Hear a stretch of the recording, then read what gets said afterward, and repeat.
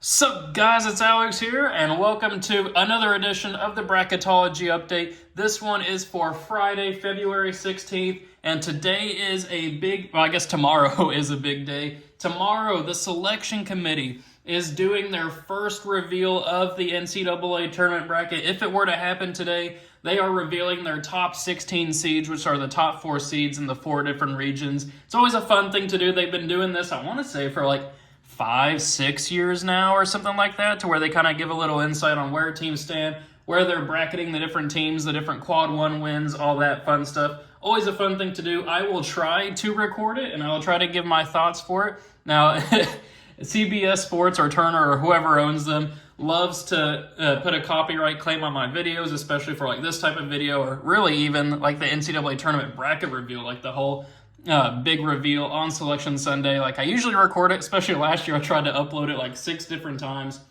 But CBS kept copyright claiming it, so maybe you'll see it tomorrow, maybe you'll see it for like 2 minutes before YouTube takes it down or something like that, but I will be recording it. We'll see whether it makes it or stays up on YouTube. But before we get kind of into the bracket watch, the bubble, the analysis, kind of what we always do, I want to give a shout out to Off Dead Better. So they commented Noti Gang on my last video. If you want a chance at a shout out in the next video, make sure that you're subscribed to the channel, turn those post notifications on, hit that like button on the video, and then comment down below Noti Gang for a chance for a shout out in the next video. But now let's go ahead and scroll down here to the bracket watch. As it's been for the last few bracketologies, Purdue is the top overall seed. I mean, they have almost a flawless resume at this point, though they did have a scare last night against Minnesota. They were down by, I think, like 5 at the half. They were down by maybe 8 at one point at home, but they ended up coming back to win. They didn't cover the spread, but a win's a win. It would have been a bad loss at home, even though Minnesota is a pretty decent team. I think they're 15-8, 15-9, something like that, but they're not really close to the tournament at this point. But the first team out is Wake Forest. They've been the classic bubble team kind of the entire season so far. They are just inches away from that huge quality win that'll keep them in the field. I think they're going to be a team that's probably going to be sweating it out on Selection Sunday. And then the last team in is Gonzaga after that big win against Kentucky over the weekend at Rupp Arena. Not just against Kentucky, it was at Kentucky. This team looks like it's starting to turn the corner now. It's not the same Gonzaga team of old that we've been used to over the last 25 years. But they are turning it on when it matters most. They're getting wins when they should be.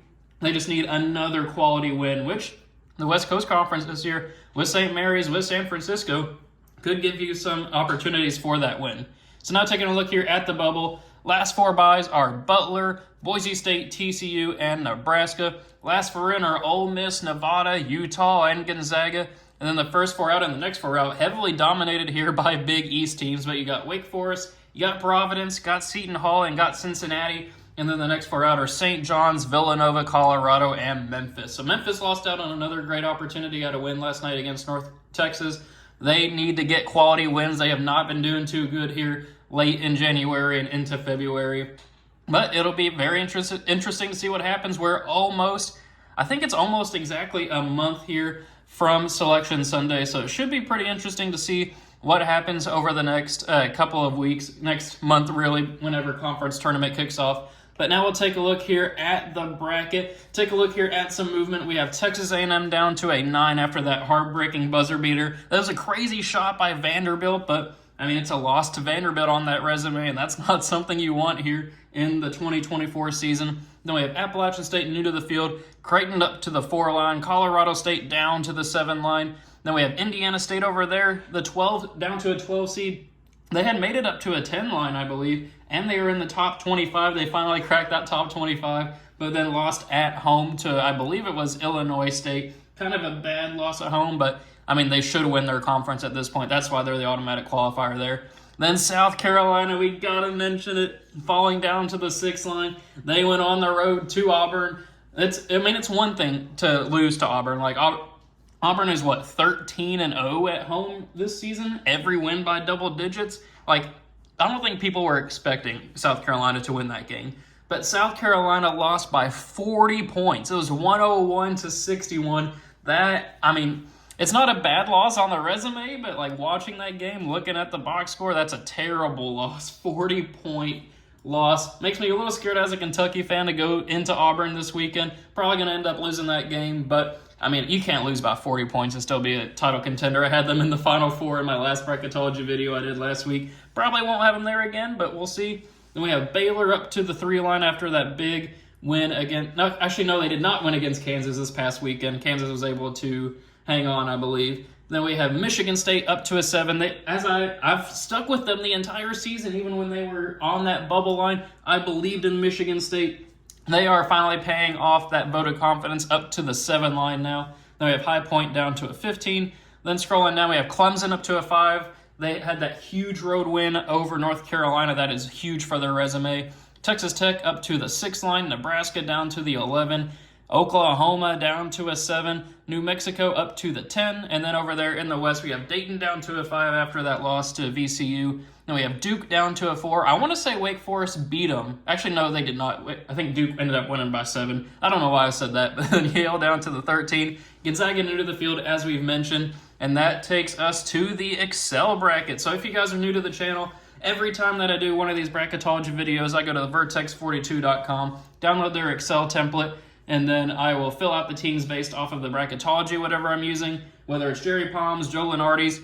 There's a guy messaging me on Instagram, one of the subscribers, giving me his bracketology that I might use in the next video. You never know, we might see what happens, but we'll kind of see how that ends up playing out. But I go through my predictions for the NCAA tournament based off of this bracketology and who I think will win. It's a fun thing that I do. I feel like that makes my channel unique. And without any further ado, we will go region by region, but of course, in the actual NCAA tournament, we'll go round by round. So, starting up here in the top left region, I mean, obviously, I make this joke every time, but obviously, we'll pick Purdue to beat Merrimack and NC Central. Purdue, though, the last 3 seasons have lost to double-digit seeds in all of them, so we'll kind of see what happens if they're able to avoid it like last year when they lost to Fairleigh Dickinson. But then Texas and Texas A&M, a renewal of a rivalry there that's kind of gone away. Well, I say has gone away that Texas A&M has been in the SEC, but now Texas is going to the SEC, so maybe that'll kind of reignite. But I'm going to go with an upset pick here with Texas A&M, even though they did just lose to Vanderbilt. I like how that team can catch fire. Got Wade, Taylor, and Radford leading the charge. I'm going to pick them to pull off the 9/8 upset. We'll have San Diego State beating Appalachian State. An upset pick here with UNC Wilmington, the 13 seed over the 4 seed. UNC Wilmington beat Kentucky earlier in the season. They've been handling business in their conference. I think Creighton could be ripe for an upset. I got UNC Wilmington pulling off the 13 over 4. Then we're going to have Kentucky beat the winner of Nevada and Utah, which I think would probably be Nevada at this point. Then Iowa State would beat Vermont. Then we're going to go with Colorado State beating TCU and Tennessee beating Colgate. So really only one main upset. There are technically 2 upsets in the bracket, but UNC Wilmington is obviously the big one there. Then for a spot in the Sweet 16, we got Purdue moving on past Texas A&M, San Diego State beating UNC Wilmington. As much as I want to pick my Kentucky Wildcats to beat Iowa State, Kentucky's got to prove their defense against a great team. They have not done that yet. Maybe they'll prove it against Auburn here this weekend. Probably not, but I got Iowa State moving on here as the 3 seed, moving on past Kentucky. And then we're going to actually go with Tennessee here, moving on past Colorado State, but Tennessee hasn't been looking as fantastic as they have been, or as they were back at the beginning of January. Still going to have them beat Colorado State there, but it's kind of a hesitant beat right there. Then for a spot in the Elite Eight, we are going to go with Purdue here, advancing on past last year's national. I don't want to say semifinalists. They made it to the national championship game. I guess runner-up is the way to put it there, in San Diego State, but I got Purdue in that one there. And then I am going to go with Tennessee here again. I believe this was actually, no, I think I had North Carolina and Tennessee in the last bracketology video in the championship game. But I am going to go with Purdue making it out of that regional. I just think Zach Edey and Purdue have been turning it on. I say turning it on lately. They've been doing that the whole entire season. But I will go with Purdue winning that matchup there. Then over in the top right regional, we'll go with UConn moving on past Southern. Virginia versus Northwestern. We are going to go with Virginia winning that one there. Northwestern lost a heartbreaker last night against Rutgers. A little controversial, could have been a foul at the end, but we're going to go with Virginia. They've been playing much better basketball lately. BYU, I think, will handle business against Indiana State there, and then Illinois will beat South Florida. Then I'm going to, I guess I'll stay with South Carolina. That one could be a classic 11/6 upset. Grand Canyon, I think, has only lost 2 games the entire season, maybe 3 games. But I think South Carolina even though they lost by 40, I think they are the better team with Lamont Paris there. They'll move on. Then Baylor will beat Eastern Washington. Then we're going to go with Michigan State beating Boise State and North Carolina over High Point. So no first-round upsets in this region over here, just how it ended up playing out. First spot in the Sweet 16, though, we got UConn moving on past Virginia, Illinois moving on past BYU, Baylor handling business there against South Carolina. And then we're going to go with an upset pick here, 7-seed Michigan State over 2-seed North Carolina. Ever since Armando Bacot said the ACC runs through us or runs through me, whatever he said, North Carolina has not been looking very good. Why not go with the team that's been playing much better basketball lately in Michigan State? I got them advancing on 7/2 upset.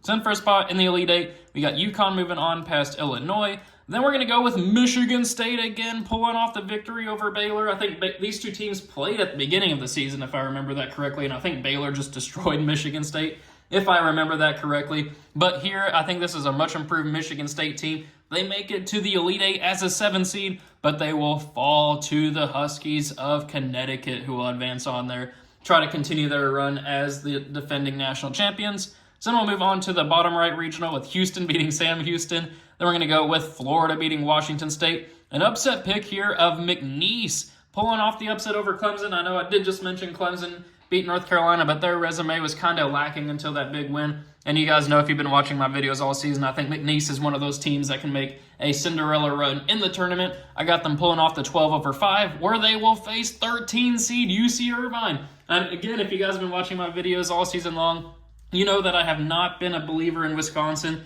I fell trapped to all the commenters telling me that I was wrong for not picking Wisconsin. Picked them to move on to I think an Elite Eight in one of the videos, and then they lost like 3 or 4 in a row, something like that. And I think UC Irvine is a really good mid-major team. I got them pulling off the upset to set up at 12-13. But then we're going to go with Texas Tech beating Nebraska, Auburn beating Akron, New Mexico pulling off the 10/7 over Oklahoma, and then Marquette beating Oakland. So then first spot in the Sweet 16, we got Houston moving on here past Florida. UC Irvine pulling off the 13/12 upset to advance on into the Sweet 16 there as a 13 seed. Auburn will beat Texas Tech. That's a rematch, I think, of like the 2019 Final Four, something like that. If I remember that correctly, maybe I'm not remembering it correctly. But then New Mexico and Marquette, I got Marquette winning that matchup. For a spot in the Elite Eight, I'd love to pick UC Irvine to continue their Cinderella run, but it's not happening. I got Houston advancing on there. Auburn and Marquette. If this was at home in the jungle for Auburn, I'd pick Auburn to win that matchup. But I think Tyler Kolek and Marquette have been playing much better basketball lately, which sets up a 1-2 here in the Elite Eight. I'm going to go with 2-seed Marquette. They've been impressing me with the basketball they've been playing lately. I think they'll advance on to the Final Four. No disrespect to Houston. They made it to the Elite Eight here, but I don't know. Something's just not connecting in my mind with Houston, but it's been wrong to doubt Houston over the last couple of tournaments. You got to give credit to their actual NCAA tournament success.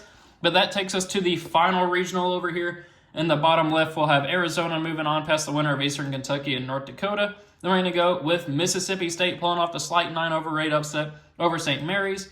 Dayton will handle business against Samford along with Duke over Yale. But then we're going to go with an upset pick here. I do believe in Gonzaga. They'll beat Ole Miss, and then they will upset Florida Atlantic, America's team from last year. I think has been kind of inconsistent this year. I mean, granted, they are Florida Atlantic, historical mid-major, but made some noise this year. They were a top 10 team at one point.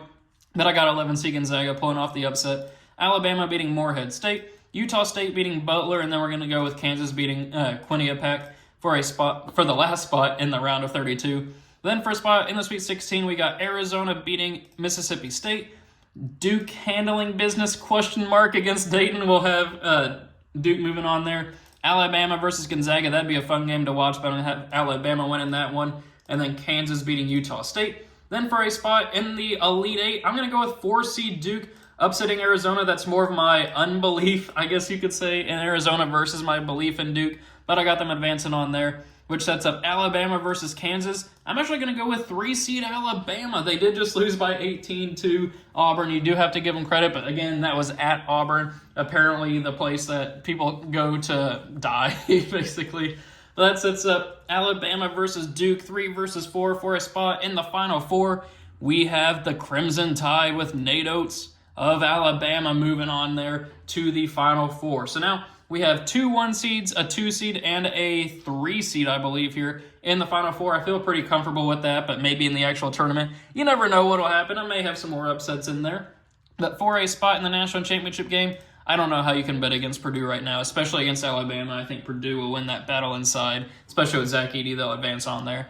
And where they will face Marquette, I think the hot shooting of Marquette will move them on here past UConn in a Big East battle there. That'd be pretty cool to see in the Final Four. But Purdue versus Marquette here, I think these two teams that played in the Maui Invitational, if I remember right, both were top 4 teams at one point during the season. I do have Purdue winning that matchup there, so we'll kind of see what happens. I mean, I know it feels chalk to pick Purdue, the number 1 overall seed, to win, but we'll kind of see. It all depends on the bracketing. Maybe I'd have them fall to a team that they didn't have to play in this tournament in the next video. You never know. We'll kind of see what happens, but that's how I feel like this tournament would play out if I was to pick it today. So thank you guys for watching. Really hope you enjoyed it. Be sure to comment your thoughts on my predictions below. Let me know your own thoughts and predictions in the comments section. Always love to kind of read through those, see what the people are thinking.